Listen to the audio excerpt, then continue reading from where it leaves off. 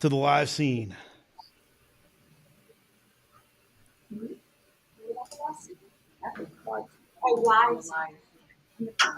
Yes, everyone can hear us right now. And this is being recorded. So no weird noises. Notice.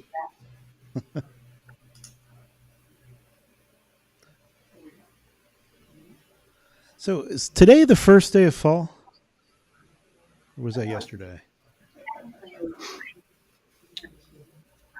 Is that right? Just generally. That's what I heard. And the Steelers were real.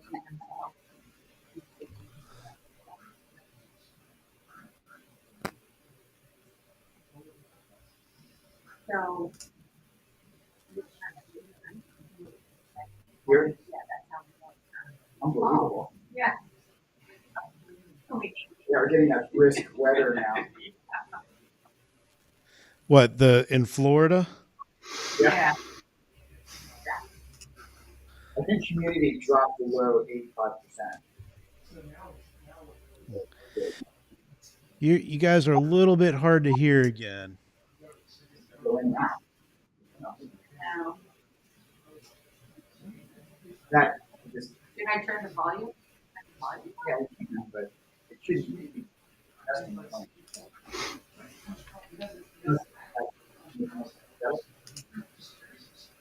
Sound clear? Guys? Yeah, it's a little faded still.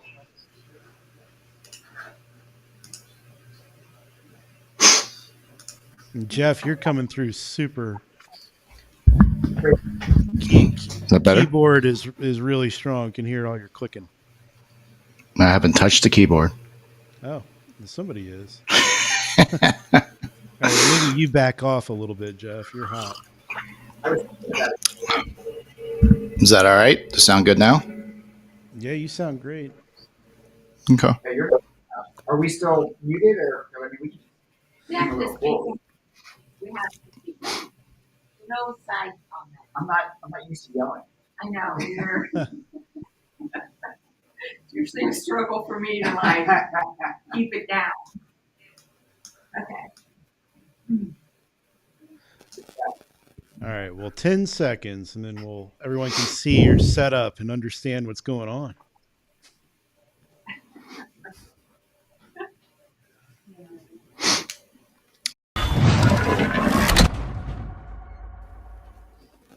Yeah. Bi-directional. Oh, look at that. Check out Ted and Carol. What's happening? How's it going? I know. It's nice that you guys would have Jeff and me on today. Been excited to catch up with you. How you guys doing? It's first thing falling. Yeah. We're at least up here in Vermont. We're enjoying the. We saw, I think, high 30s. Woke up this morning. Yeah, it's chilly here. Wow. Yeah. How are you even at work with that kind of weather? Well, It's warm. yeah. Come March, that'll be really warm. And some of the trees are, almost turned. That's how you know you're getting old. When What? you get excited. When you get excited about the foliage. What's the most exciting thing that happened today? Leaves are changing. Yeah. Still watching it. Wow. Most exciting in my neck of the woods is apparently some monitor lizard got loose. It's And called that alligator. no, Oh. it was like a 4-foot big lizard trying to get in somebody's screen door Oh, really? in Apopka, Florida. You can Google that. It's one of those iguanas. Yeah, it's one of those exotic pets. Yeah, Like a Komodo dragon. it was an exotic pet. Yeah, Oh. Probably ate it somewhere. Florida. Mm-hmm. Well, at least down there, the alligators will eat it or something. They get loose in like New York. It's a different story. Yeah. Don't There's they? The iguanas down there. It was at real South Point of Florida. They actually hunt them with the air rifles, and then they cook up their legs. Like says it tastes like chicken. Who does that? Everything tastes like chicken. I'm just telling you, just YouTube it. People are, they've got these high powered air rifles. Shoots like a 30 caliber or something like that. And then what kind of ads are going to be in my feed if I YouTube that? Ads for air guns. No, they get down there. I mean, they shoot them by the hundreds each day, man. They shoot them out of the trees. They're everywhere. They skin them and they cook them up. Lizard legs. Isn't there a show called Swamp People or something like that? That's all about Florida. That was a swamp monster. That was like 1975. That was one on Discovery or National Geographic or something. Yeah. But, all right. So y'all are not in the lizard business. No. Right. Well, although there are a lot of lizards in our industry, but That's right. So it's been a while since we've had y'all on. And last you were here, you were just announcing the new partnership with Cox Automotive. Right. Yeah, that's been going great. We're deployed to all of the stores, for Auto Trader that are using the chat and stuff. I think we have 12,000 stores just for that piece alone. Did you say 12,000 stores? Yeah. That are So just a few. Yeah. Yeah, just a few. It's a little project we worked in at the start of the year. Yeah. And it's great to have her, they've been a great partner, and, they're really looking to evolve the way that messaging is being used, on their site and throughout, not just Auto Trader, but, the relationship goes all the way through all their products, dealer.com, Accelerate, all of it. There's different aspects of different features that are accessible now that are all unique to the relationship and the way that it all works. So I think it's all been, a really good experience for us, and I think they're super happy as far as what we've done with them.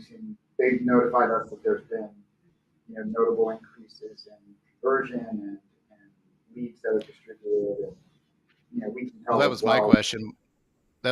What type of stats are you seeing from that? I know it's fairly new, but I mean, I remember who had the contract before. I think we mentioned this the other day. Contact at Once had their chat piece, and that was a long time ago, very long time ago. They had that chat piece plugged in. I guess they were the sole proprietor of chat for Auto Trader, VDPs, SRPs, and of course, that was a personal. They didn't have, at least not in the beginning, they didn't have the outsource feature, especially what you guys are able to offer. But they didn't have an outsourced chat. The dealership had to chat with the consumer at the time. I remember never really getting a chat from our VDP, from our listings on Auto Trader. I mean, if I could, over like 10-year period, it was probably maybe 5 chats. What have you guys been able to see? What have you done different to increase that conversion? I think probably the number one thing would be the fact that you guys offer the actual chat service for the dealerships.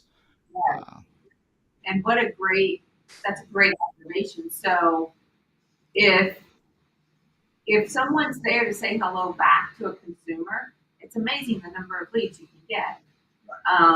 And so, the conversion has jumped between 30 and 40% into qualified leads. What's been interesting for us is, you're correct, it's been live person the whole time, Contact at Once live person. So once that partnership was announced, we had, mid-sized groups coming to us as well as single point dealers saying we were never interested in turning on chat or SMS on Auto Trader because we did not want that experience. But now that you guys are doing it, please get it on. so that's meant an additional platform for them to get these opportunities from.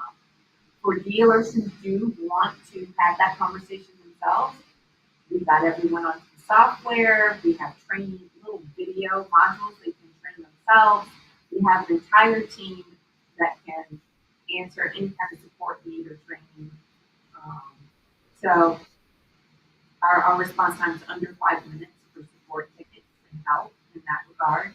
So yeah, it's been fantastic. The dealership, especially in this time of How does the chat call to action come up on the VDPs? I don't get on AutoTrader as much as I used to. Honestly, I haven't seen one of their latest design VDPs. It probably hasn't changed much though. But I do remember prior there was like a little chat button. It really wasn't in your face. There was no type of overlays. Have they given you a little bit more flexibility on what you're able to do? I think on the mobile screens that it's more pronounced than it certainly used to be. Desktop is pretty similar to what it was. Mm-hmm. Okay. Do you find that most of those chats are coming via mobile now? Yeah, I would say about 60% are mobile. Okay. And to Chris's point, he said that the old chat barely worked. So that, yeah, if your tech Chris works right better, there is that. But at the same time, we did go through pandemic, and that created new online habits, such as being more open to chat and texting with businesses and things like that. So maybe that's got something to do with it as well. Actually created a lot of shitty habits.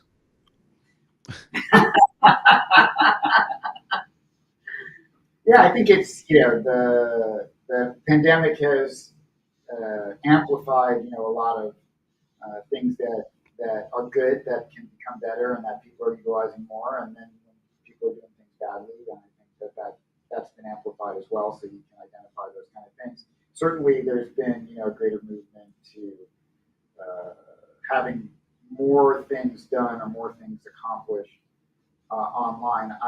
A lot of people still, especially as more things have opened up and everything's gotten more normalized, people are going back to the dealerships, and there's a lot of traffic's coming back and everything like that. But it hasn't really slowed down on the online side either. I think that the adoption of more research, there was always a lot of research that was done online, so we were always engaged very heavily. But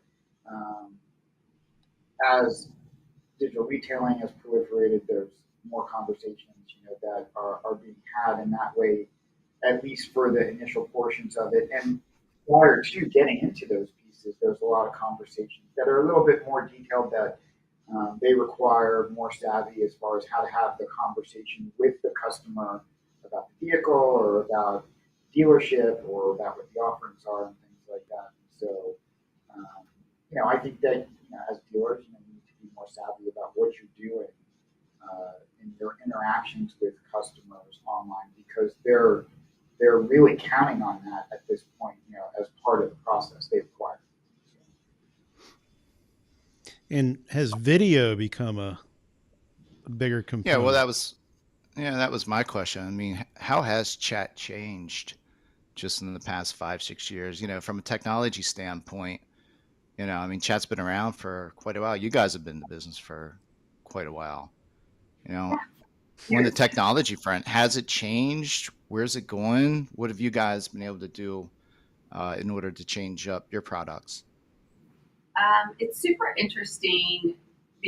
You have to ebb and flow with the market, and you have to change with the market. So 2008 conversations completely different than 2012 conversations, completely different to pre-pandemic, post-pandemic. So in terms of what technology is right to use, is the most important, and that's based on who you're having the conversation with. For some chatters, your ability to share a Carfax report is vitally important. To others who may be looking for a new vehicle that's not available, so it's not on the dealer's website, your ability to send a video that provides a really nice walk around as well as a test drive of that new car. Just helps build the excitement and tie them into, I absolutely want this vehicle. I've now established a relationship with this dealer, and that's why we introduced the product My Drive. Super helpful, especially And that's when the people new are, video. That's the new video piece, My Drive. yes, My Drive. Yeah. So all new models, nearly all new models, and even back a few years, we can send a video. And we just launched the product, so we're actually testing it out to see if it's better, where in the conversation it lies better. Sometimes it's a nice, let me leave you, enjoy the ride, and then let them watch it. They can replay that video as many times as they want. So it doesn't feel anything the tab is over, which is Does nice. this just provide does this just, sorry to cut you off, is this just to provide like a link to a video, or can you actually use the app on your phone to be do a live video, sort of like a FaceTime or something like that? Is that how it works? Cool. It's very cool the way, the presentation to the customer, the way it is very interesting. We try to make it really Hey clear. Ted, come up on that mic a little bit. As the way that it gets presented to the customer is really super interesting. I think it's very appealing because it's part of the chat or the texting window. So the window that you're in, as you're communicating online, it'll actually slide out from that window. So it's a part of the communication process. So you can continue to have the conversation with the dealership or with the rep who's the agent that's handling the conversation, and the video will come out in this additional window, this frame that's attached, and it'll play, in that area. And it's a significant size. It's about 3-4 times the size of the window. You can still see the website, in the background and stuff. So if there's things to navigate to, but you can watch that, and to some extent you'll be able to interact with it while you're still in the conversation. So you can manage and watch the conversation as a customer while that is actually playing. And and we're doing some other things with that entire technological piece to be able to present different types of things while we're actually still having the conversation. So that I think it's a pretty cool.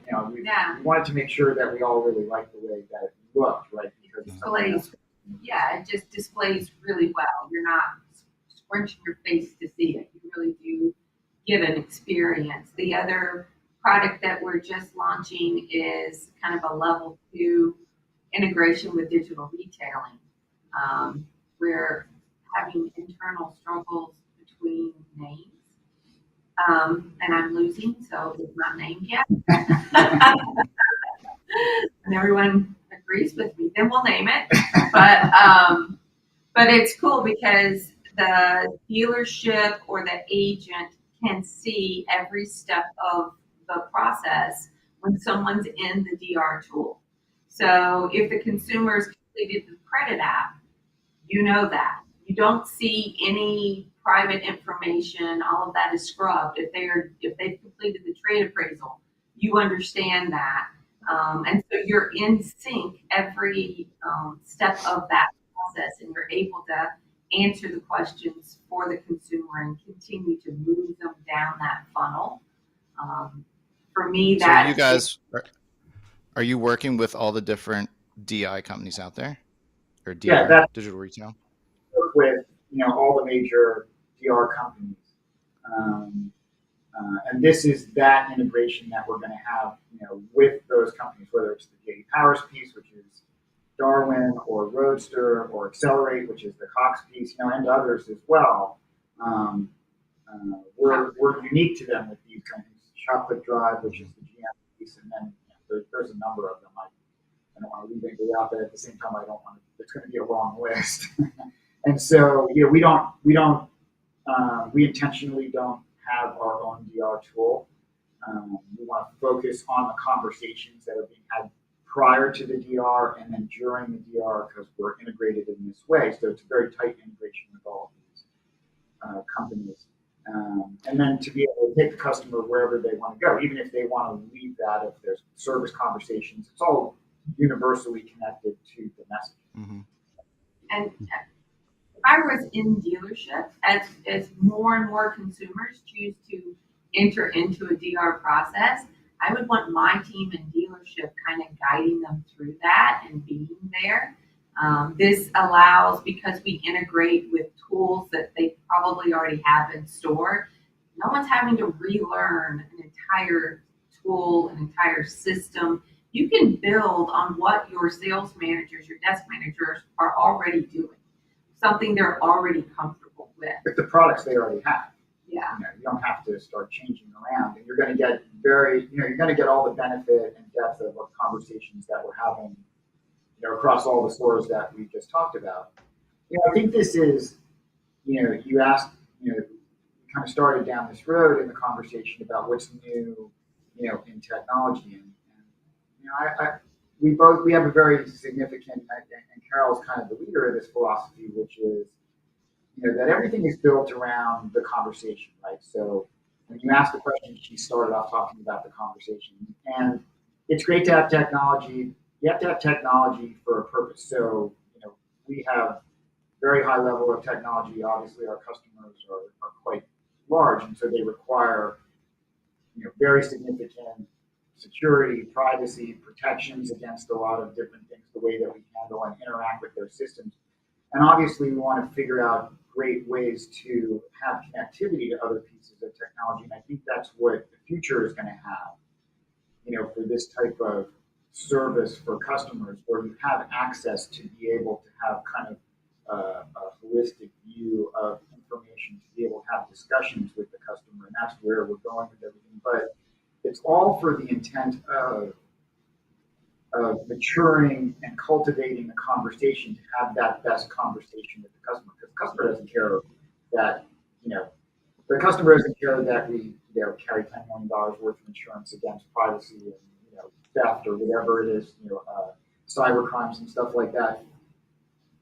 What they care about is, can I get the information that I want from the person that I'm interacting with, or just with the web page that I'm going to online? And if I can't, is there a resource like a representative that I can ask questions to and feel satisfied at the end of that? I think that the technology has to support all of that stuff, but just to have technology for the purpose of saying, hey, we built this piece, I know that that's not really where our heads are as we're kind of developing a lot of things over there. It's more about what can we do to enhance the conversation, add more specifics, add more data, be more complimentary to the customer, have more access to be able to describe features, specs, benefits of the dealership, reasons why you should buy from that particular dealer, or what we like about, a lot of that, as we talked last time, a lot of the reps are, they become kind of gearheads about certain cars or about things that they like about the cars, so they can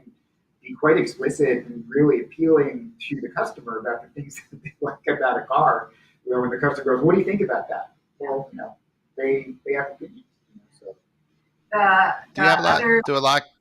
Do a lot of customers really build some type of relationship with the person they're chatting with? Yes, it depends. Are they a transactional or a relational person? Mm-hmm.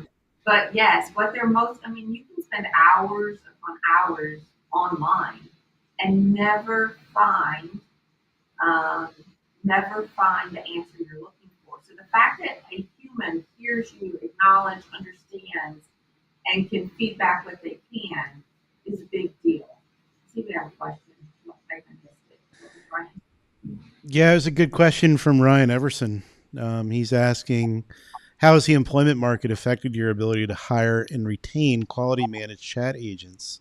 And how do you balance having a conversation with customers versus simply gathering contact info? So that's those questions. Thank you, Ryan. So when we left the office for the pandemic, we all went home quickly. And when we started talking about a return to office, our agents did not want to return to office. And so we thought about that. And they were handling 30 to 40% more volume still hitting all of their KPIs, still having quality conversations. And I was like, yeah, why do I need them to come into an office? I don't. And so at that moment, now I can hire nationally. And so that's what we've done. We have people across the United States. Our training quality supervisors are hybrid. So they're still in the Orlando area and they come into the office 2 to 3 days a week. And it's interesting because they have their desk, the kind of pit where they sit and they can talk to each other. But then when they have one-on-ones with their agents, we have desks set up separately with webcams. So it's a private conversation. We also have to build some technology in there to oversee this in a more significant way. We've always had the ability to watch conversations, like where there's a live person that can watch the conversation. We have to enhance that a little bit more so that there's a more complete set of oversight tools that you can use remotely just on our side, right, to be able to allow the team leaders and the managers to manage the people and the real-time conversations that happen. Different dashboards, different reporting. So the second part of this question is, how do you manage so it's not just lead gathering? We have a whole quality team, and we do chat evaluation. So I have reporting that will show our supervisors quickly if there's a lag in response within conversations, what percentage of those conversations by agent, was there appreciation given, last name given.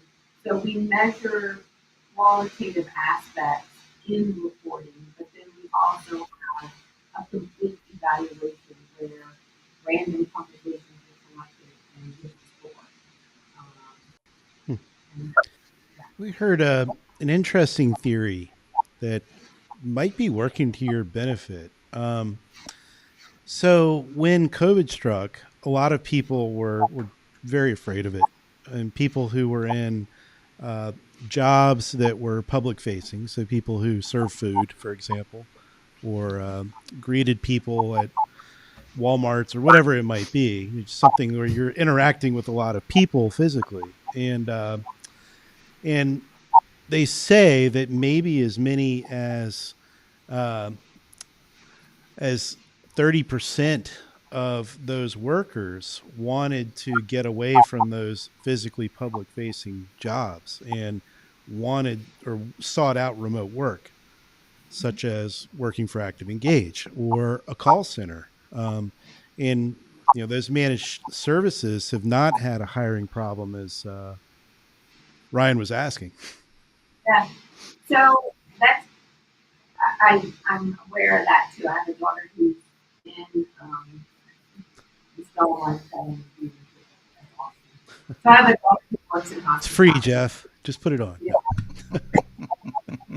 We're actually signing up with ActivEngage, so.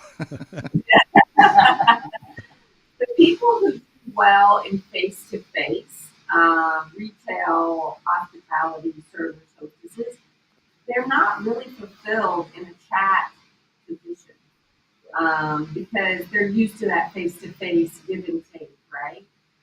Video game people go love it because it's strategy.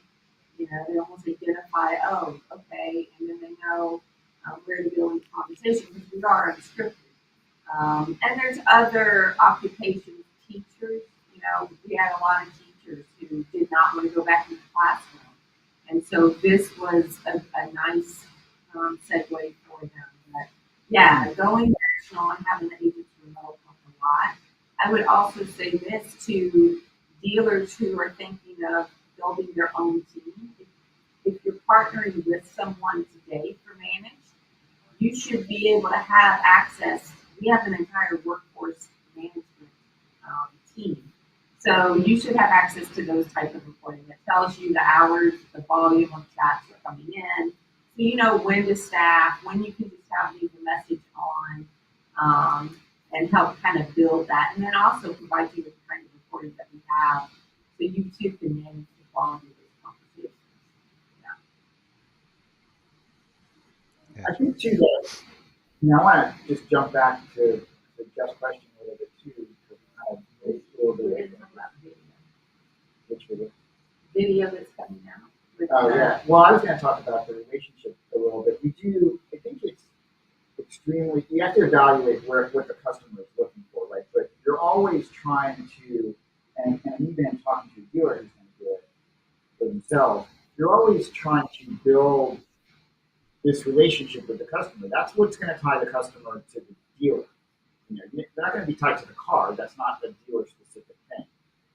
You want to tie them to you because your dealer offers something special, or that you're a more trustworthy dealer, or that you're known in the community, or you're respected in a certain way in the community. And all of those things can be exposed, but also you really want to be able to have this customer build trust with that dealer. You're doing that through building slowly through steps in the conversation. You're building this relationship with the customer. And if you can achieve that, that's the goal of all of our conversations. If you're able to achieve that, then the customer is going to be tied to you, not because they think you have the car, because they want to buy the car from someone they have a relationship with. They want to buy it from you, right? It's people that sell things to other people, and people buy things from people. They can't pull a car off the shelf, at least not yet. And even when that's available, which it will be at some point, it's still going to be about the service. It's still going to be about the customer service and the experience that you have. You're not buying something that's $50, $100, $1,000, and the average car is $33,000.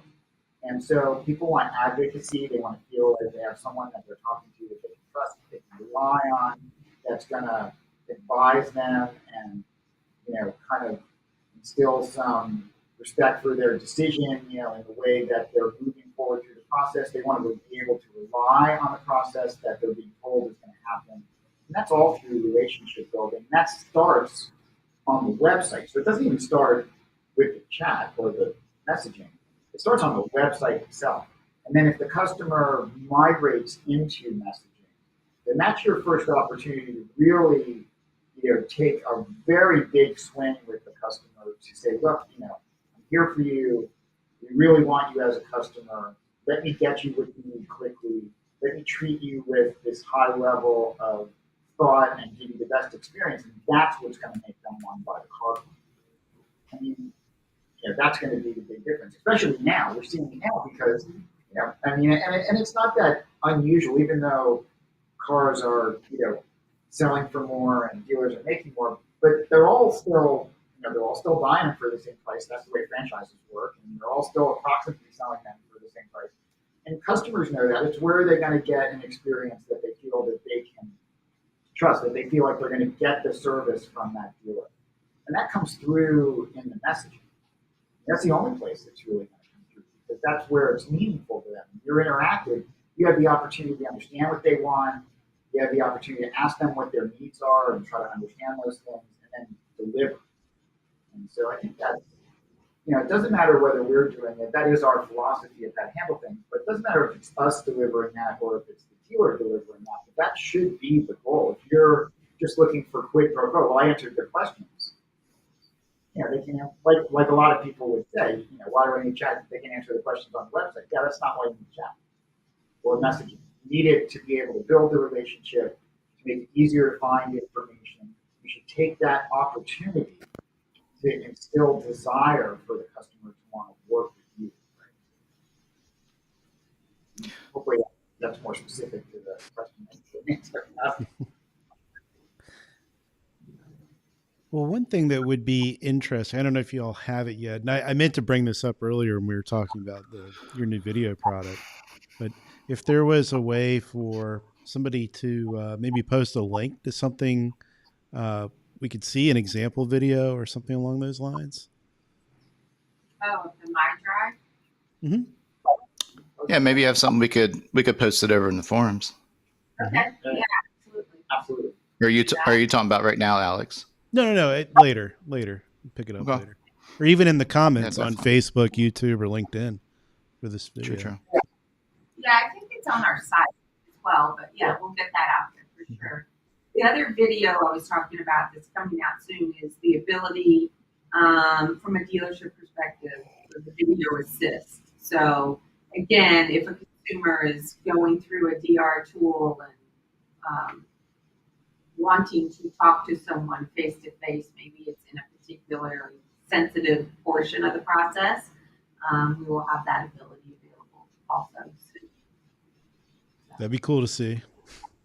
Yeah. Yeah, it's pretty interesting. I think that most of the utility of that we've had video for a while, and there hasn't been a lot of requirement for it, from dealers or from customers. That's really where you take the cue from. But I think that as we see DR evolve more, and it makes it specifically into the F&I office, and there's a desire to have that interaction with the F&I managers, and this is going to become more significant. So you can start to tack on the way that the video interaction is a little bit. There's other requirements, and there's just some other significant pieces to the way that we wanted to present it. But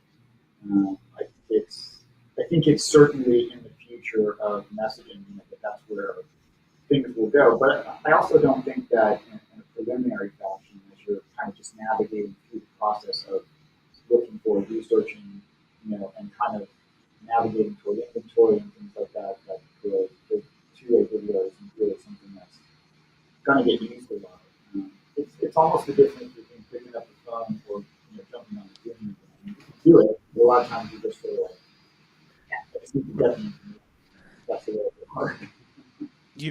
Your audio is coming through a little choppy again. We're picking up maybe every other word you were saying, Ted. I heard them all. Okay. Maybe it's my ears. That's muffled. It was super good. What are maybe like the top 3 questions that you see that maybe would be, I don't want to say surprising, or maybe just a shift, between, because you were mentioning people don't chat the same as they did in 2006 or 2008, 2015. How has it changed? And we don't have to it doesn't have to be post-COVID or anything, but what are some of the main questions that you've seen? It's like, wow, that's a different type of question than what we've seen before. So we went through a period where features were really important. And I think a lot of that was when some of the autonomous driving features were coming out on drives, like blind spot monitoring, and it was new and fresh. And so it was very feature heavy conversations. That sort of subsided as everyone got comfortable with it. Then we went into a pretty hard transactional, where most people were very transactional. They're very comfortable chatting online. So it was just this very direct questions. When we got into COVID, you saw people became relational. How are you today? How are you doing?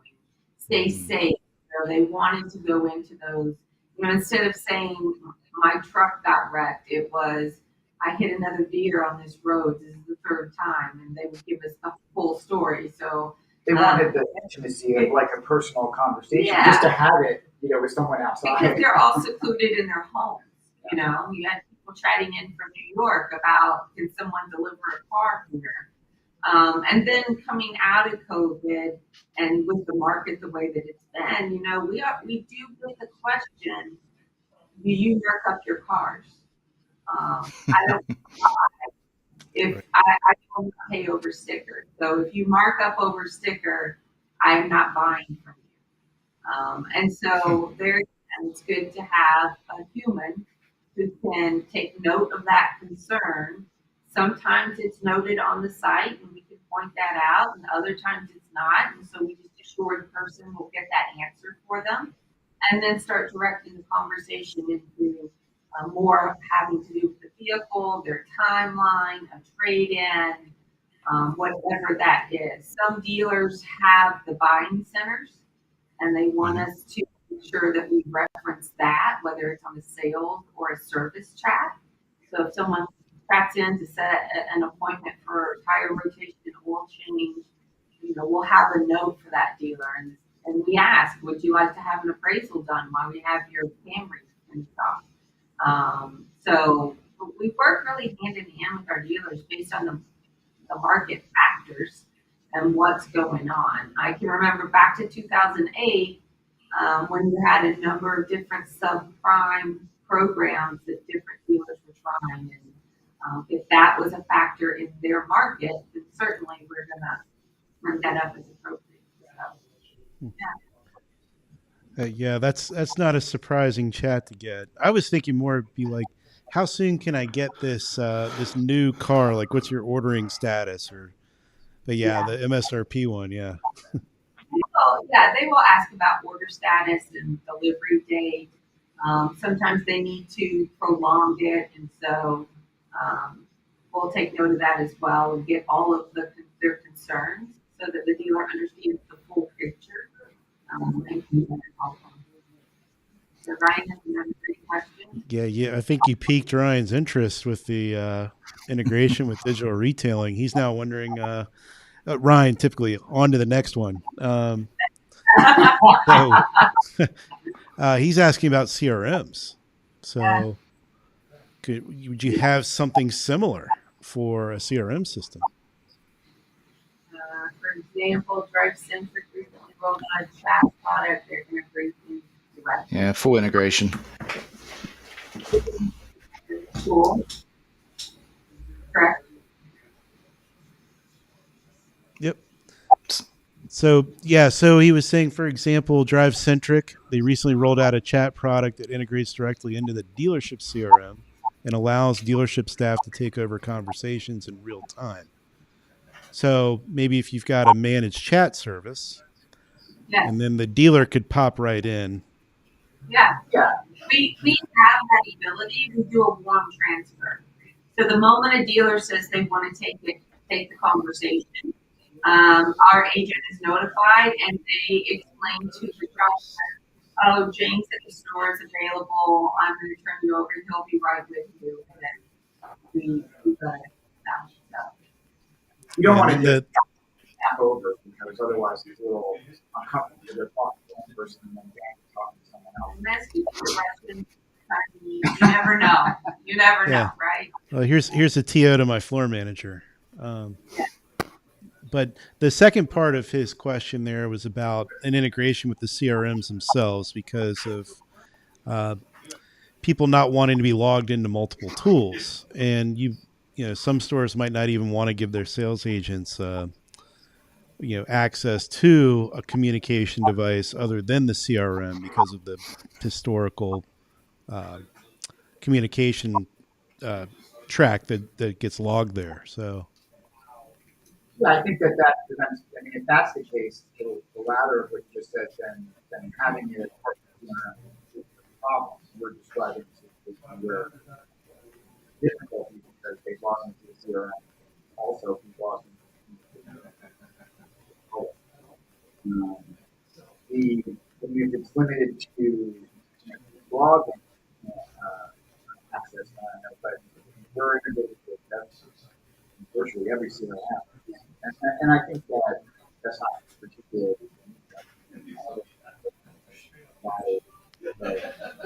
Get up on that mic. Yeah, we're having a hard time hearing you. Have significant integration with different CRMs. We have some additional things that we do with some of the CRMs, with leads and with dealer stock obviously, and the other bits as well. But I'm wondering, maybe Brian and I separate. Because I'm curious to know the benefits and really understand best what that brings. There could be other ways to achieve that. I don't know. Can you hear us at all? We can hear you. It's really in and out. I said maybe we can speak to Brian separate. Okay. Well, you probably get tired of dealerships asking for all the different integration points. I get what you're saying. The reality is like, what's the real benefit of having that plugged into the CRM? I mean, I can see a few. I can see a few pros there, definitely from a tracking purpose. But see, I think there's other ways to solve what he's looking Yeah. for. Yeah. But I don't know. I don't know. And we have, I mean, Right. with some of our bigger clients, which you can be exposed, we have single sign-on with certain entities and stuff where it's just one sign-on. They can get into whatever the administration of that organization wants them to log into. We're part of that. Yeah. So it depends. I don't know where Ron works, but if he's at a bigger entity, that's possible. There's not too many CRM companies that I'm aware of that's got a solid mobile app. There may be a few out there I'm not aware of. So, you're trying to take this janky CRM app that most salespeople aren't using anyways to integrate some type of chat platform inside of that platform versus just having your own app and be able to do much easier, much quicker, and much more efficient trade-offs into the chats or the videos. I don't know. Like I said, maybe from a data tracking perspective, but from efficiency and user, I can't imagine where the big advantage point would be. Focus has been, I mean, there's certainly things we can do, so it may be worth a future conversation with Ryan just specifically to find out what the value is. But our focus is more in line with the conversation and solving problems for the customer and giving them ways to interact and capabilities. But we want to explore everything. Well, how about a change of subject? And we'll let Rick Buffkin take us there. It's a phenomenal one we all love, the FTC. So,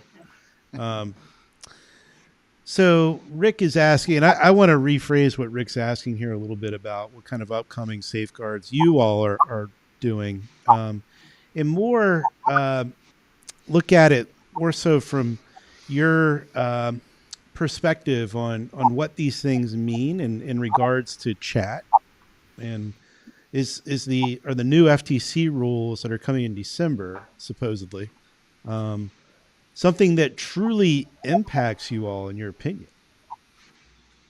I mean, it doesn't. I think that it impacts messaging, but I don't think it impacts us that much because we're in compliance with the stuff that they're proposing. The rule has been in place for a long time. The general rule, part of Title 16, and the safeguards rule took place in 2003. So the majority of what's required there, even all the way back to exposing detail on the window stickers and identifying used cars if there's warranty or no warranty, all that stuff is part of that we've all been doing and dealers have been doing for a long time. That's all part of the rule.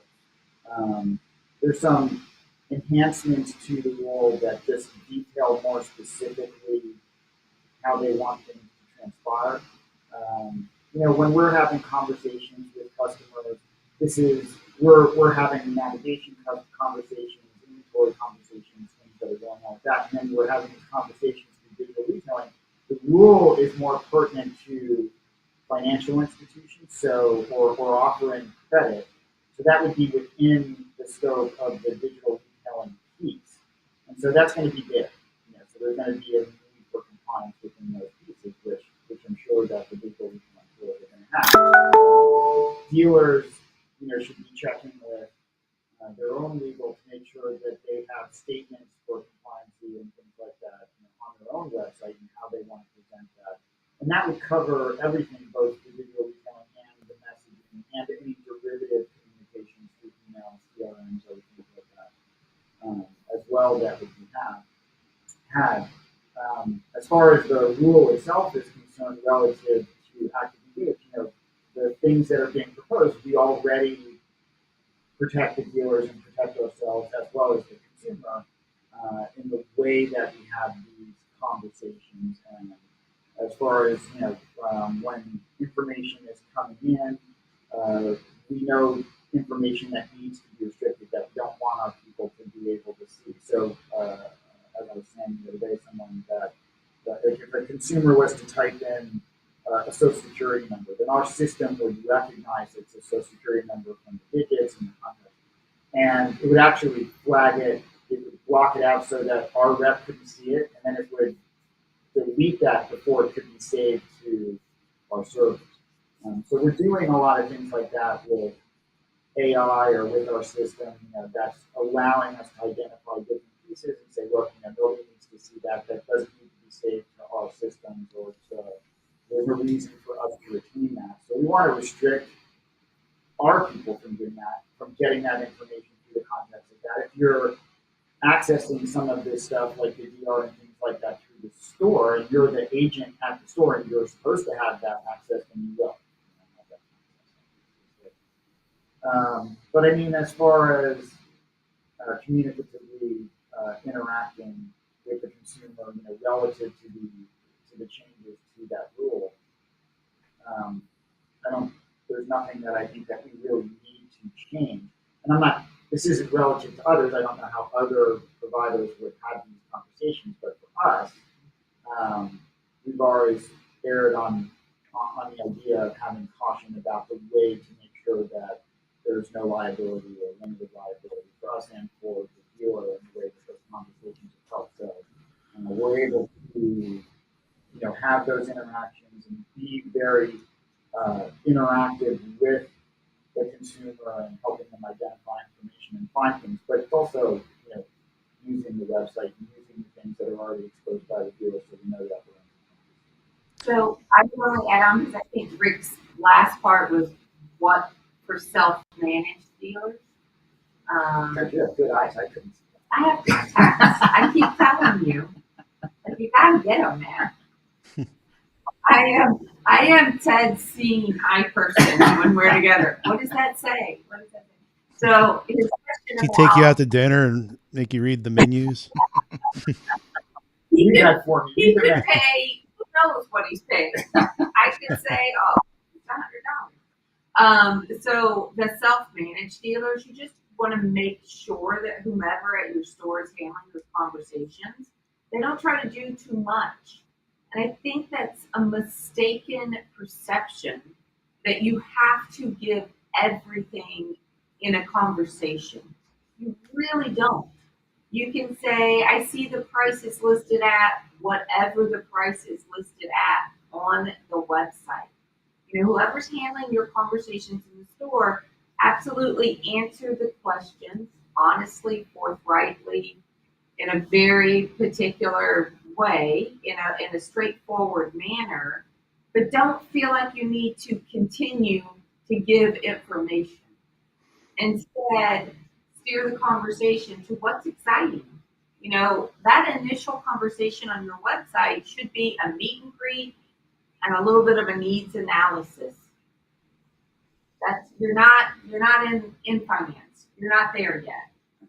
So, but if the customer does want to go down that road, they're going to do it in combination with the DR tool, which will be there to communicate with them as they're going through it, but that's being handled by the DR tool. That's the reason that you would have the DR tool in the first place.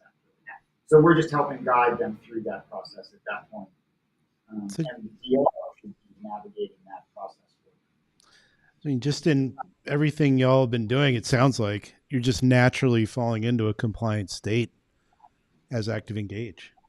Yeah, I think it's worked out that way, which is fortunate because we've intentionally tried to navigate this in a very safe way, from the beginning. And I think that is because we have these, really big clients like General Motors, and Automation, and Cox, and others. They require it. I mean, they basically require it. It's also because we have a dealer in mind. That's right. So we came from a dealership. And I am well aware for those dealers we chat for, whatever we say, they have to deliver.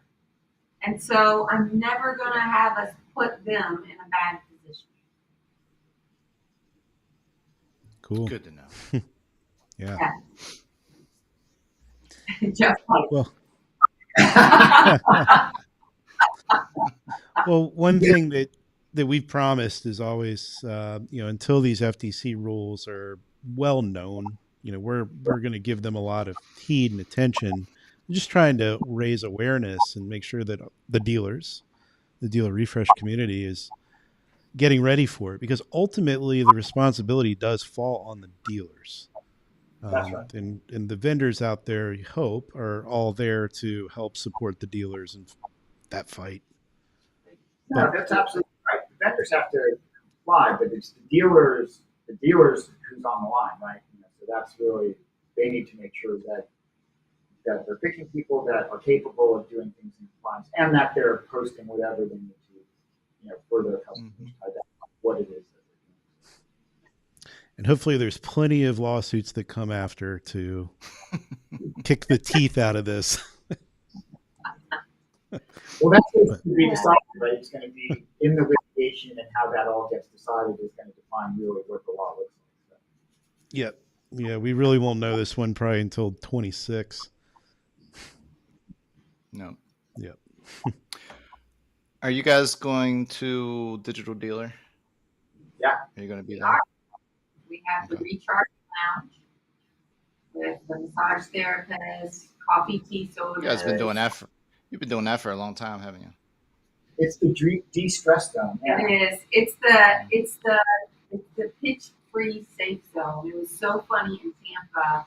A dealer had a massage, and he was sitting in the comfy chair with some of his team, and someone from from a competitor came over and was like, "Whenever you're ready, I have your proposal." And this dealer just went, he just stuck his hand out. And the guy goes, "I'm sorry." He goes, "I am the recharge zone." And the competitor kept talking. He stuck his hand up and he goes, No. This is the recharge zone." He points at the carpet. He made the guy get in the aisle. He goes, you cannot come in here. And so the guy gets in the aisle. He's still trying to talk to this dealer. And the dealer goes, "No, I'll see you later."